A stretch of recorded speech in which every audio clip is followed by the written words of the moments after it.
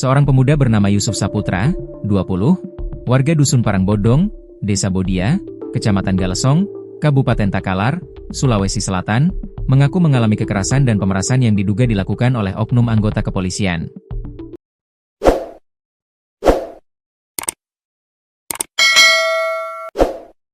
Peristiwa tersebut terjadi pada Selasa malam, 27 Mei 2025, sekitar pukul 22 WITA di area lapangan Galesong, lokasi yang saat itu tengah dipadati pengunjung karena adanya pasar malam.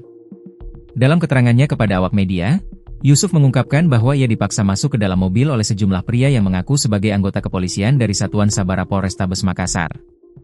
Korban dibawa ke tempat gelap dan sepi. Di sana dia diikat, dipukul, bahkan pakaian dilucuti. Ia juga mengaku dimintai sejumlah uang oleh oknum yang diduga melakukan tindakan pemerasan tersebut.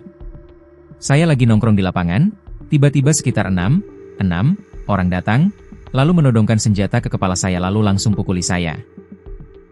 Salah satunya saya kenali, namanya Bribda Andika, ujar Yusuf saat diwawancarai, Jumat, 30 Mei 25. Saya dipaksa ikut mereka, kemudian dibawa ke tempat sepi. Di tempat sepi itulah saya diikat dianiaya terus disuruh buka semua pakaianku, mulai dari baju, celana hingga celana dalam saya. Saya ditelanjangi sama itu polisi, ungkapnya. Tak hanya itu, menurut Yusuf, dirinya juga dipaksa mengakui narkoba jenis tembakau gorila milik oknum polisi Bribda Andika sebagai miliknya, namun Yusuf bersikeras tidak mengakui barang haram itu apalagi memegangnya meskipun berulang kali disiksa. Penganiayaan Yusuf berlanjut hingga hampir 7 jam lamanya.